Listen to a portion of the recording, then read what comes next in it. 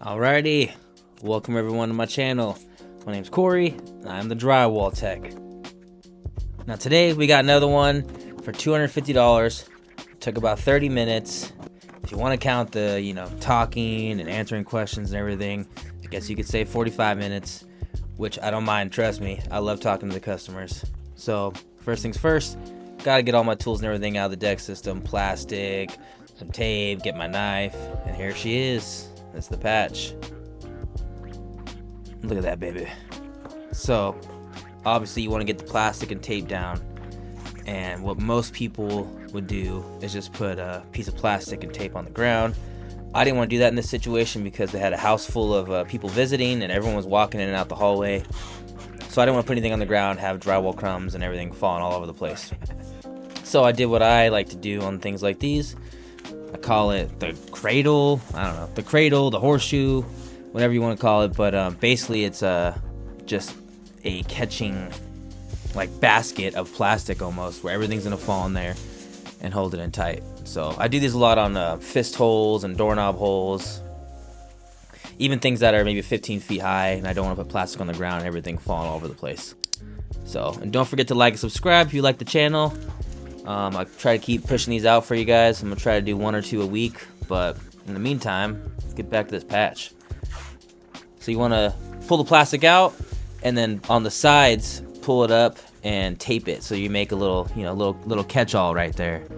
So now let's get to cutting. Basically, you want to cut the drywall back until the board isn't all fragile and flaky like. So don't want to go corner to corner exactly, because you want to, not have to mess with just getting too close to that door trim or too close to that corner in the wall. And once you cut it like that, you can pretty much press it in and take it all out. About 1 minute. I'm right past the main entrance when you come in. Might be a little tight from that insulation back there, but it's alright, just keep cutting it.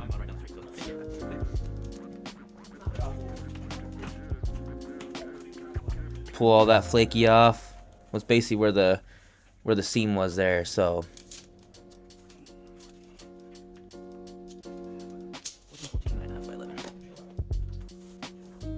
now we're gonna need a couple 1x2s, because I did not cut to the stud or cut to the framing or the corner. So I like to use 1x2s. I do get 1x3s, but a lot of the times I just end up getting 1x2s. Sometimes the screws will crack them, because the piece is so tiny, but most of the time it ends up working fine. And if it cracks, you can still use it sometimes. So now I always carry some drywall in the truck like this.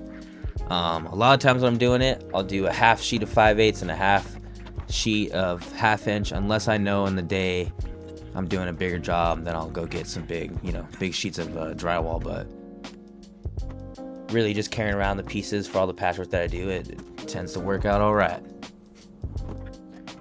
Now going inside, I know afterwards I'm gonna put mesh tape on. So I'm bringing my 6, I'm bringing the mesh tape, I'm bringing screws, bringing the screw gun, bringing 1x2s, bringing it all in there. Because when you're by yourself, the last thing you want to do is walk in and out of the house 3, 4, 5, 6, 7, 8, 9, 10 times. You just want to get in there, put everything up. You're trying to move as quickly and efficiently as possible to get the job done and get out, get going to the next job. So you see, you pretty much caught everything down there. I mean, don't gotta mess around too much when you got the cradle like that.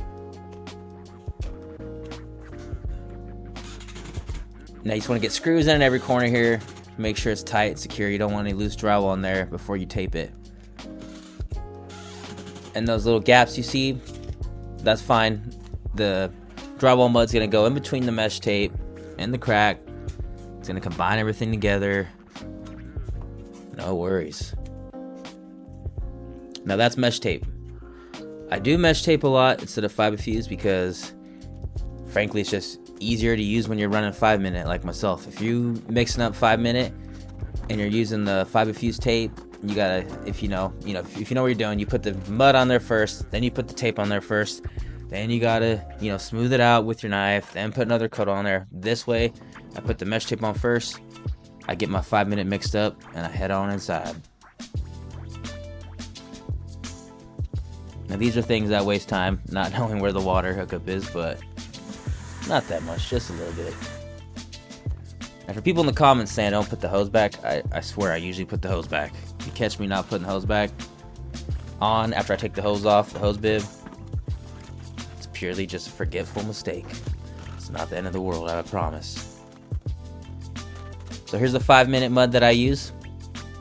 You could use 20-minute on this, and that's totally fine, but I like using 5-minute for something like this. I mean, the patch is right there inside the house. If you mix it up with fresh water, cold water, your 5-minute pan will last you. I promise you, it'll last you longer than what you think. Had to check the GoPro was on, you know what I'm saying?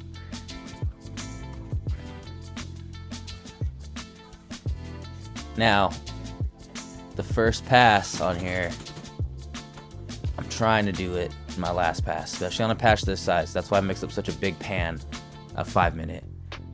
Now, if you don't know what you're doing, you're just starting out, that's fine. You can do a little pan of 5-minute. Just do a nice tight coat on there to lock down the tape, fill in the gaps.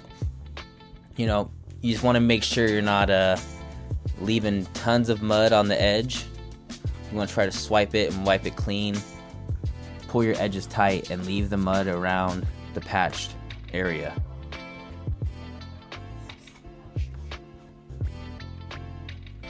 You're basically trying to make this whole thing even, right? Make it look even, make it feel like everything's running through fine, like there's no hump in the wall.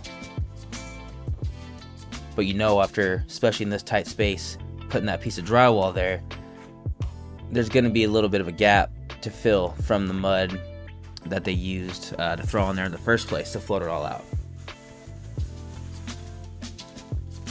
So now I'm gonna take this off because it was obviously getting in the way, but I'm gonna take it off, put it on the ground, so that way anything I do drop or comes down in the mud or anything I could put on this plastic, but people can still get through and walk to their rooms, go to the bathroom, do what they gotta do. So now I got my room to smooth it out, float it out, and make this thing look pretty. Oh, appreciate it. Thank you so much. Now, this is how you know if you got a good reputation online. People, you know, trust you. They see your quality of work. He went ahead and put the money on the table and paid me before I was even done. I mean, that's what you're looking for. You want to come in, you want to do a good job. They want to know you're going to do a good job, and that everything's going to be taken care of to the best of your ability. Do you just do drywall or do you do other? Drywall, painting, anything with your walls, pretty much. Yeah. Another thing that will show if you're doing a good job, people trust you and they like you and whatnot, is they'll ask you, they ask me a lot, what else do you do? What else can you help me with at my house? Hey, I have this going on. Can you help me with this? Can you do this? You know, it's always good. That's why it's good to always know other people in the area too that can help you out. I know really good handyman. You know who you are. I know you're watching this. I got a good HVAC plumber, gas guy. I got a good carpenter. I got tons of people I can call on or recommend that I trust to do a great job. But here we go. We're cleaning out the pan. You want to get that 5-minute out for it dries. And as you saw, put it right on the plastic inside. Keep the mess on the plastic. Try to keep your truck clean, but come on, we all know this is drywall. It's not the cleanest trade. So then you want to get out and wash your knives right away. Even if you're too busy to wash it, just do it. You don't want to get the headache of scraping everything out. So washing the pan, washing the knives. Then you want to go back on in there because this is 5-minute. You want to scrape that bad boy down.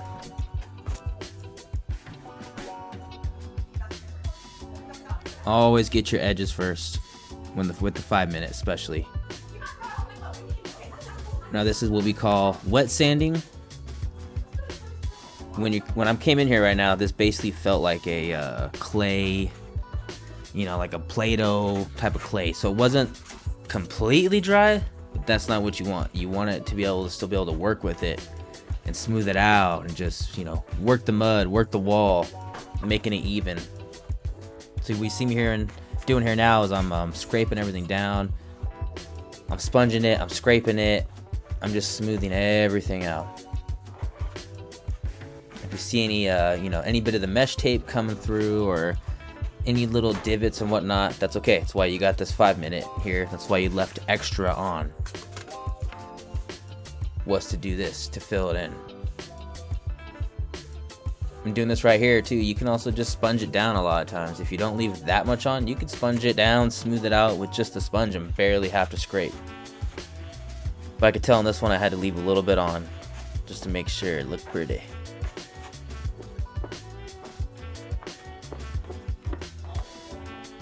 I slowed this down a little bit for you guys because I know people had some questions on this part. Definitely was just the, you know, scraping, the smoothing out, the wet sanding.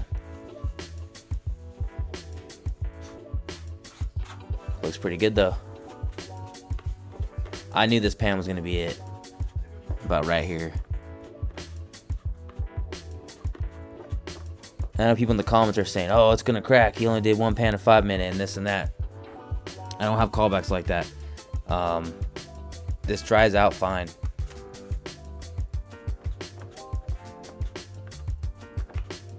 I don't know why people say that when, you know, 5 minute, 20 minute, whatever it is, it's mud. It's meant for this. It's meant to do this. And there you go. It's smooth. Now we're getting the texture. Now at this moment when I was doing this, I didn't have a lot of texture in the bucket, but I knew I had some in the pump gun. This is the red tail pump gun. You already know if you watch the channel, I love this thing. I'll put the link for the video down below. But the texture mud in there is perfect for this. You see that? That's what you want when you're doing the skip. You want to be, you know, not super thick, not super runny, but just enough to where your knife is just gonna skip across that wall when you have the mud on there. If it's too thick, it won't do that. It'll just all glob on there. It won't skip like that. So what I'm doing is I'm getting just a little bit on the edge of the knife only, not the whole knife, just the edge. And as I'm gonna be starting, you're basically gonna start moving before you even touch the wall. If you just touch the wall right away, you're gonna leave big old globs of mud on there, or it can all come off your knife. So you're gonna kind of want to move, and then as you're moving, touch the wall. And as you're going down the wall, tilt your knife. I know it sounds like a lot. It might not make sense, but you kind of just got to try it. And keep practicing until you learn it. Yeah. So, what is the name of this texture? It's called a skip trowel. So if you see me skipping my knife across it, yeah, so you just have the mud on your knife, and I'm just barely touching the wall, and it's just skipping. Blotty pattern though. It's just the way you hold the knife and Pressure?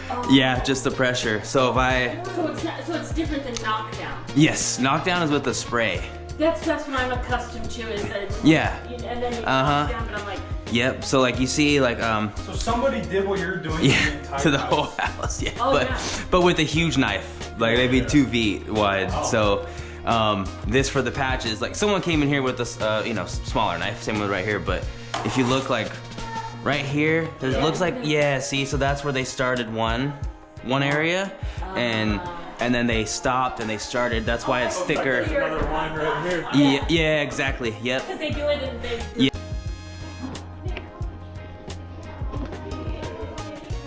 I'm all done. Yep. I don't know if anybody wants to check it out real quick, but I'm all done. Yeah. So check out the work. A little bit of paint, good to go, huh? That's it. Cool. Wow, look at that, mister. Oh, because you want this, You have sir? to dry before you paint it. 24 hours. And if you have a fan, you can put it on there right now. Since it is by the light switch, I tell people, you know, 'cause it happens a lot. You walk in that, boom, you go to this light switch, but you hit the wall. So if you have a fan, you can put it on there. Because like Connor put his little handprint in there and put the powder. That's you know, it. When you do concrete. Appreciate it. Yeah, that's me. Message you too. Yeah. Text me your YouTube channel. I'll leave a review. Yeah, if you got a fan, put it on here. Okay, sounds good. All right. Thank you. And that was another one down. 250 cash. They were super happy. They're really cool people. I had some good conversations with them. Wish y'all the best. Safe travels back home. keep the vacuum in the back here of the truck. Just try to keep it cleaner, you know. That's my last tool I bring in. But that's it. Appreciate y'all watching. As always, leave some comments. Let me know if you have any questions down below. I'll see you in the next one.